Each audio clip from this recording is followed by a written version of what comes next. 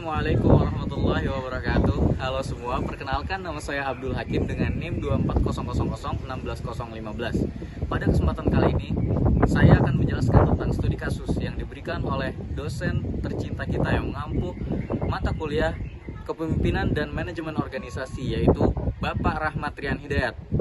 Tanpa berlama-lama lagi, mari kita lanjut ke video penjelasannya. Baiklah semua, di sini saya akan mulai menjelaskan tentang studi kasus dari ujian akhir semester mata kuliah Kepemimpinan dan Manajemen Organisasi yang diampu oleh dosen kita, yaitu Bapak Rahmat Rian Hidayat. Dalam studi kasus ini kita memiliki 10 persoalan, dan persoalan yang pertama adalah BEP atau Break Even Point. Apa sih Break Even Point itu? Break Even Point atau titik impas adalah masa ketika di mana pendapatan perusahaan sama dengan pengeluaran biaya produksi. Pada masa ini, perusahaan sama sekali tidak memiliki keuntungan maupun kerugian. Dan dari studi kasus kita mendapatkan data berupa harga jumlah per unit sejumlah 1.500.000 dan biaya variabel per unit sejumlah Rp500 dan biaya tetap tahunan sejumlah Rp300 juta. Dan kita akan menghitung BEP unit dan BEP rupiah dengan rumus pertama, yaitu kontribusi margin per unit dikurang biaya variabel per unit. Kontribusi margin per unit dari data yang kita dapatkan dari studi kasus, kita memiliki 1.500.000 dikurang biaya variabel per unit yaitu Rp500. Kita memiliki jumlah 1 juta.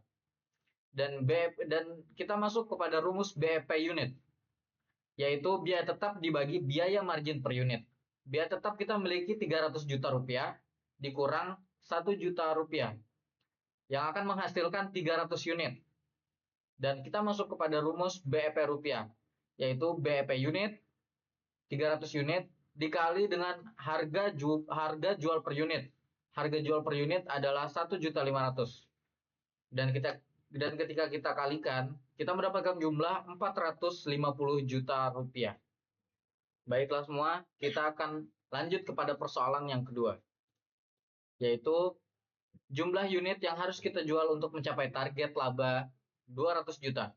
Dari data yang kita dapatkan sebelumnya, kita mengetahui target laba yang akan kita dapatkan adalah 200 juta, dan kita memiliki biaya tetap sejumlah 300 juta, dan kontribusi margin per unit yang telah kita hitung sebelumnya sejumlah 1 juta.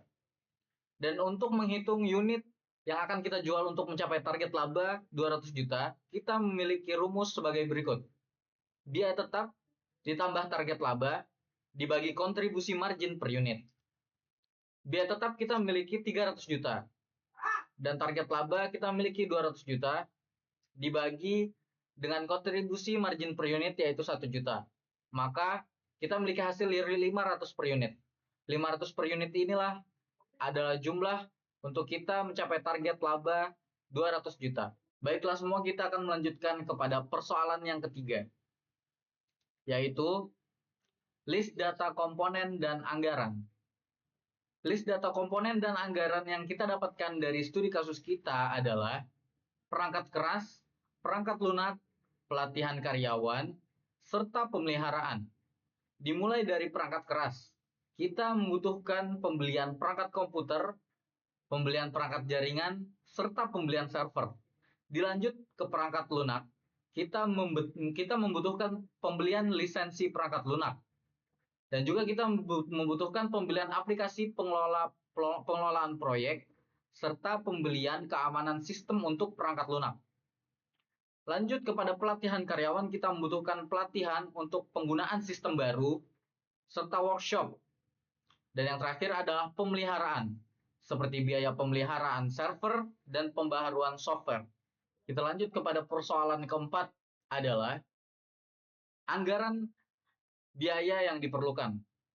Kita memerlukan untuk pembelian perangkat keras dengan jumlah 400 juta, serta perangkat lunak sejumlah 200 juta, dan untuk biaya pelatihan karyawan sejumlah 150 juta, serta biaya pemeliharaan dengan jumlah 250 juta.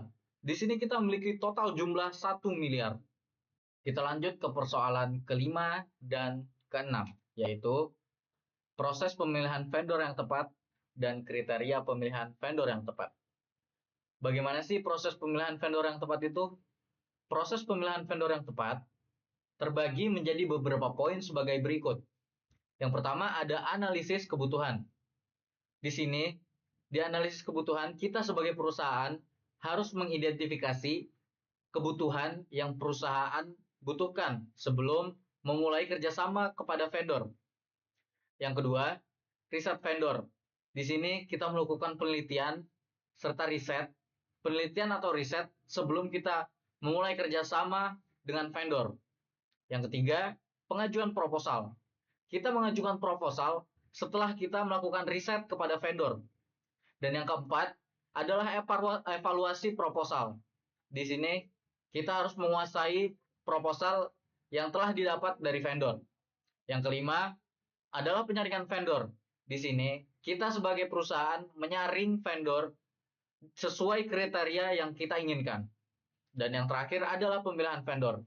Setelah vendor disaring, maka vendor dan perusahaan melanjutkan untuk menandatangani kontrak atau membuat kontrak untuk melanjutkan kerjasama. Dan kriteria pemilihan vendor yang tepat pun terbagi menjadi beberapa poin. Yang pertama, ada kualifikasi tim. Di sini kita memastikan kualifikasi tim yang baik dan dapat dipercaya. Dan yang kedua, pengalaman dan reputasi. Kita harus memastikan pengalaman dan reputasi vendor semuanya baik. Dan yang ketiga ada portofolio proyek. Kita meninjau portofolio vendor dan menilai bahwasannya portofolio itu baik. Dan yang keempat atau yang terakhir adalah keamanan vendor. Di sini kita memastikan keamanan vendor yang baik dan aman.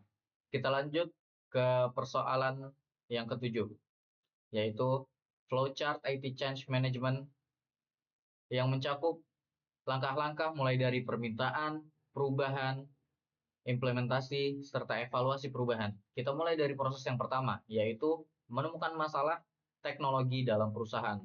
Proses ini dimulai ketika kita mengetahui adanya masalah teknologi dalam perusahaan yang mengganggu kinerja perusahaan tersebut. Dilanjut ke proses yang kedua, yaitu pengajuan permintaan perubahan. Apabila masalah telah diidentifikasi, maka pihak yang bersangkutan akan mengajukan permintaan perubahan untuk menyelesaikan atau memperbaiki masalah. Lanjut ke proses berikutnya, yaitu analisis dampak. Permintaan perubahan akan dianalisis untuk mengevaluasi apakah ada dampak yang akan diberikan kepada perusahaan atau tidak.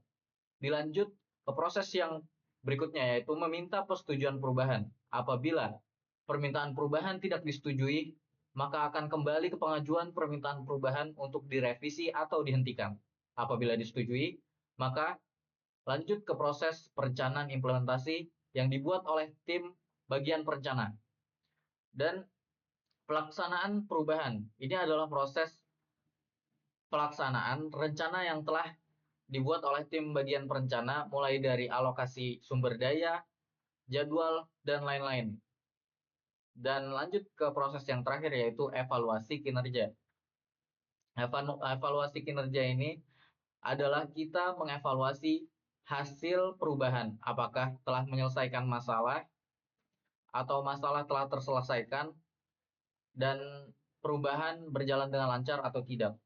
Kita lanjut ke persoalan yang ke-8, yaitu tabel RACI. Singkatan dari Responsible, Accountable, Consult, dan Inform.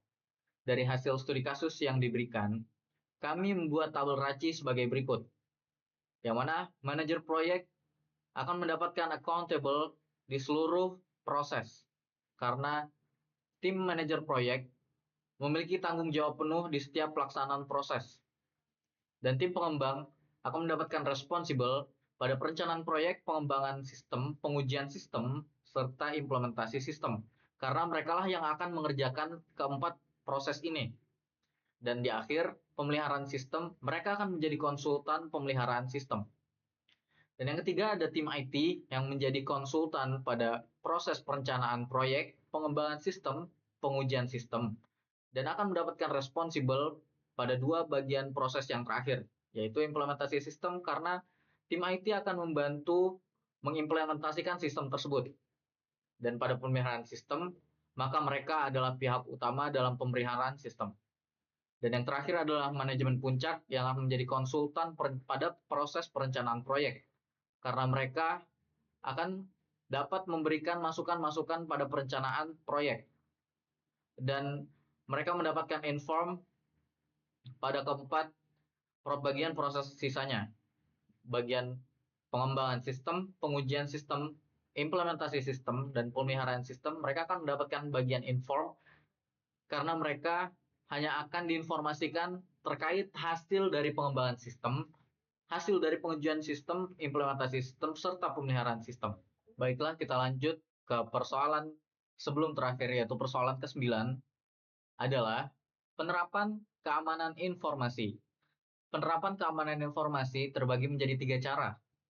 Cara pertama adalah memastikan keamanan data tetap terjaga dengan cara mengupgrade keamanan sistemnya.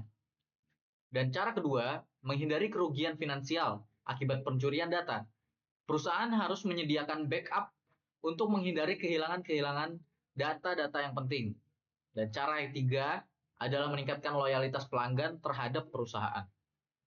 Kita telah sampai pada persoalan yang terakhir, persoalan ke-10, yaitu langkah-langkah keamanan informasi.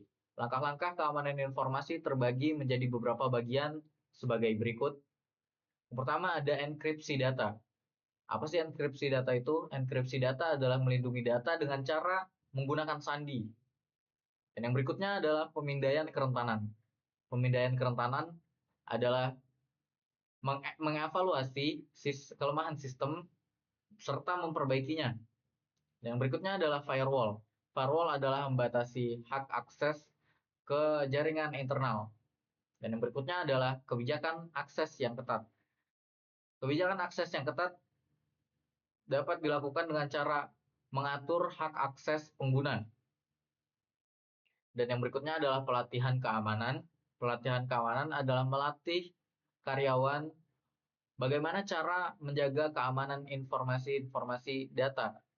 Dan yang berikutnya adalah cadangan data, yaitu dengan cara mencadangkan data atau membuat salinan atau backup data secara berkala.